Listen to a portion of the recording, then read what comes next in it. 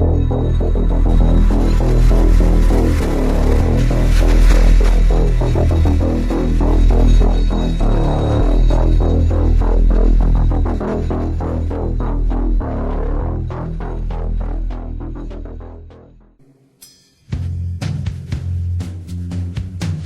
name is Nassine Saps.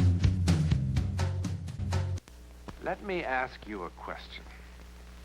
Has anything ever happened to you that you couldn't explain? That made you feel sort of foolish when you tried to tell somebody about it? Well, if it has, you have plenty of company, as you'll soon see. The incessant media attention smothered the family under a cloud of suspicion. Then 9-year-old Burke was not immune. Years later, John Ramsey, Jonbenet and Burke's father, told me that they were simply trying to protect their 9-year-old from the media onslaught. There was one day when he and Patsy managed to escape the paparazzi, and they made it to a grocery store, and there was a headline that Burke... Brother did it. And he burst into tears. Yeah, well, what was his reaction? Well, Burke's a very quiet, private person. We tried very hard to keep Burke's life normal. The murder of 6-year-old Jonbenet Ramsey captivated the nation and put her family under the microscope, with many speculating that her father, mother, brother, or all three were involved in her killing. Tonight, her brother Burke speaks after 20 years of silence about that painful saga, and new evidence is brought to light. Here's my Nightline co-anchor, Juju Chang. I remember the casket was small and her eyes were closed. I think one of her eyes was a little bit like droopy or something. I thought that was weird. How did you feel seeing her? A lot of sadness. I don't think I really fully grasped, like, after this, I won't see her again. Burke Ramsey, now 29, breaking a 20-year silence, coming out of the shadows to speak publicly for the first time about his sister Jonbenet's murder in an interview with Dr. Phil. The next thing I remember, my dad came and told me Jonbenet is in heaven now, and he started crying. Then I started crying. He was just 9 when his little sister was found viciously strangled in the basement of their own home. The child beauty queen, eternally 6 years old, whose gruesome, unsolved murder became America's fixation. Two competing theories lingered for years. Did an intruder break in and kill? Or were the Ramseys themselves somehow responsible?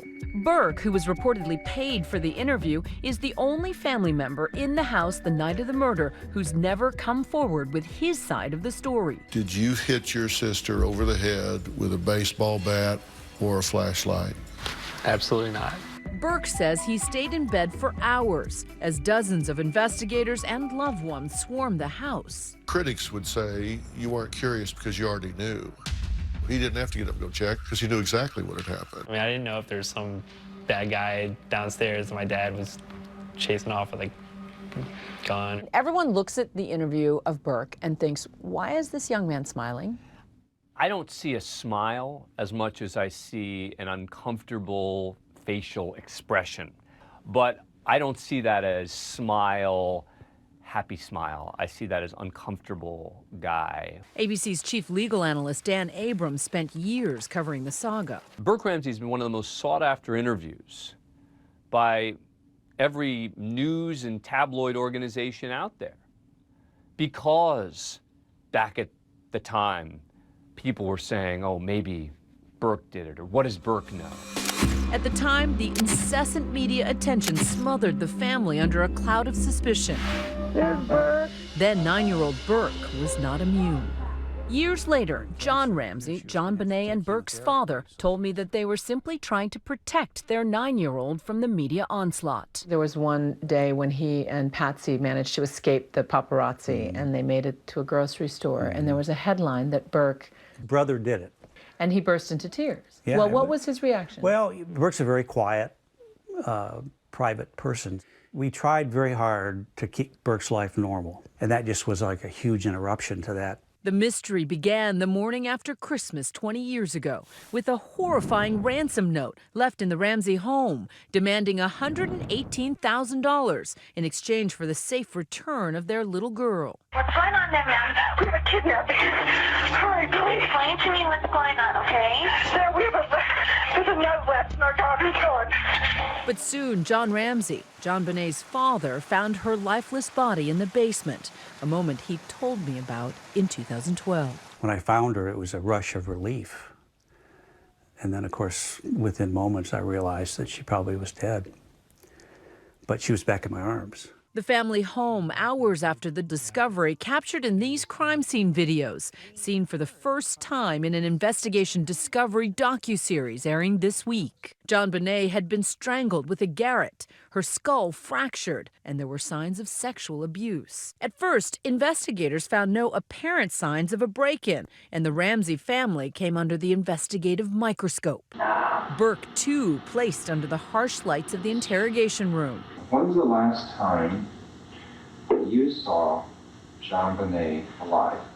As seen in these newly discovered tapes of police interviews, included in an A&E documentary, the theory was that Burke killed her accidentally, and the family was covering up the crime. Inside the Ramsey home, a flashlight, heavy enough to be a murder weapon. The strangulation device made from the broken handle of Patsy's paintbrush. The bizarre ransom note was found to have been written on Patsy's notepad. The ransom note is the single most important piece of evidence that led the authorities to think it had to be someone in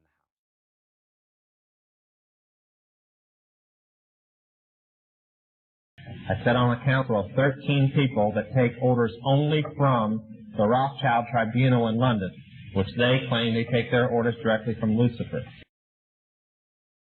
I was the manager of Zodiac Productions, which Zodiac Productions, its name's been changed since then. I'm not even sure what they call it now, but it's the largest music conglomerate in the world. It owns RCA Records, Columbia Records, Motown Records, owns almost all the concert booking agencies in the United States. And that's not even the name of the company that owns it. The name of the company that owns it is Brenner Enterprises, and Brenner Enterprises is owned by Chase Manhattan. Chase Manhattan's owned by Standard Oil, and Standard Oil's owned by the Lords of London. You can track it on back. You kind of get the idea after a while. But I was the managing president of Zodiac Productions. It's one of my jobs as being one of these 13 people. Thus, I got to know many of the people who produce music and sing the music and play the music that you play. Now, one of the closest friends that I got during that time that I obtained was a man named David Crosby. Crosby, Still, Nash & Young. I saw David the day before Christmas last year, talked with him. I got him away from this witch that he had with him. He told her to go shopping. We were in West Hollywood, and I was witnessing around to people I knew. We went off in this store, and we started talking. I said, David, I'd like to ask you a couple questions. I said, I already know the answers, but I've been gone for 5 years. I'd like to know if certain things are still the way they were when I left. I said, now I'll have to explain some of this when I'm done, because you're not going to understand it all unless you know something about music. I said, did they still take the master to the temple room? Dave said, yeah. I said, do they still have the coven conjure demons into the master? He said, of course. I said, now, I got to know something. What's the main reason for rock music? He said, come on, Lance, you know what the reason is. I said, please, David, I don't want to guess. Tell me what the main reason is. He says, the same as when you were in, so that we can place spells on people that we couldn't cast spells upon. I'll explain what that means in a minute.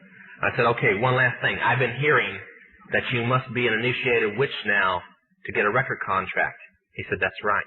He says, many of us that weren't total witches have to be witches now in order to produce music. I said, thank you. The master is a tape about as big as the top of this podium that looks like an overgrown 8-track that the album is cut on, and it's placed in a machine that produces and presses the records and the 8-tracks and cassettes that you buy.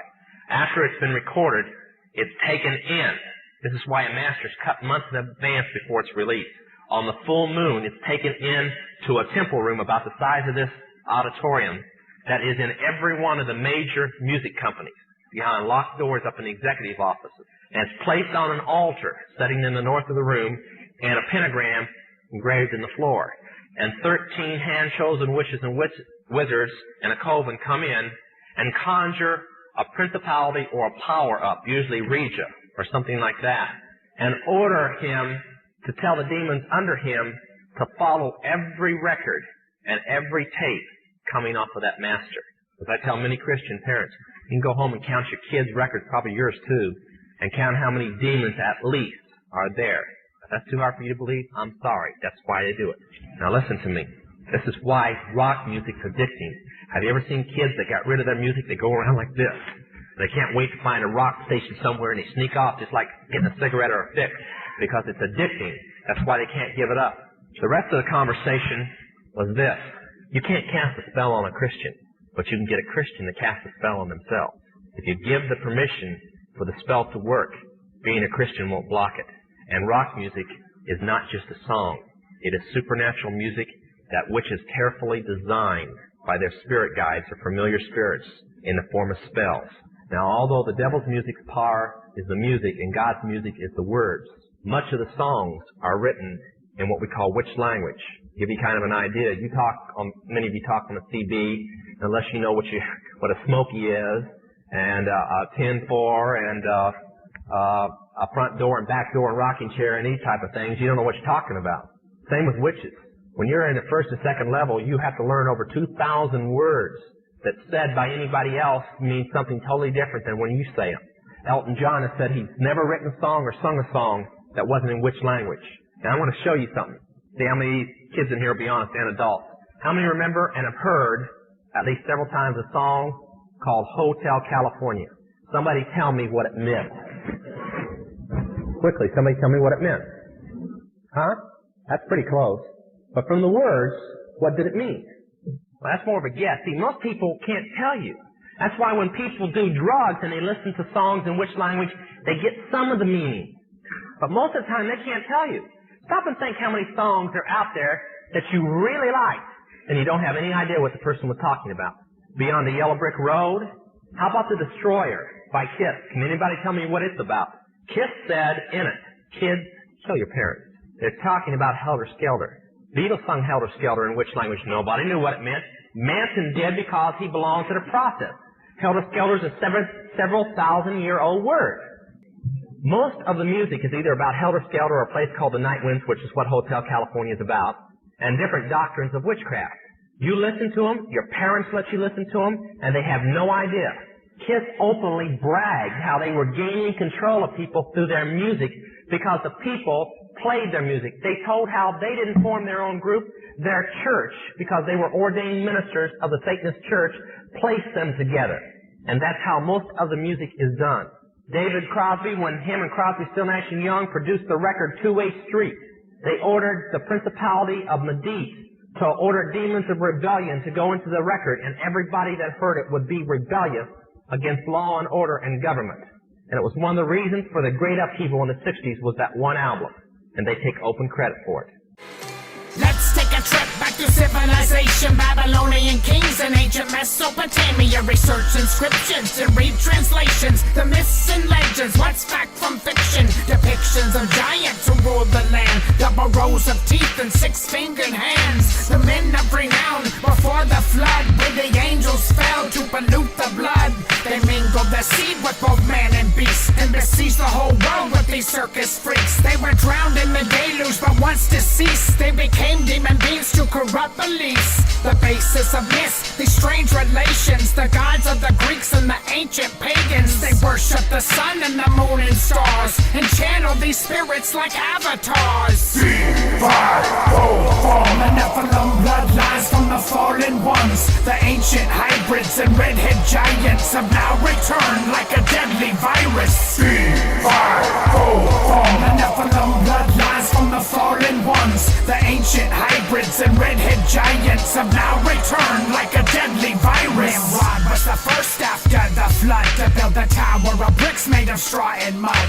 Exalted himself to reach the heavens, to be like God through self-ascension. Enchanted through mystical tricks and antics, he practiced witchcraft, the blackest magic. Communed with the darkest depths of the abyss, like elites and occultists within our midst. Enlisting dark spirits they know exist, and repeating perversions they can't resist. To be their own god, the first lion schism, the Luciferian definition, a false pantheon of apotheosis, the Uberman, Nirvana gnosis, presented and channeled.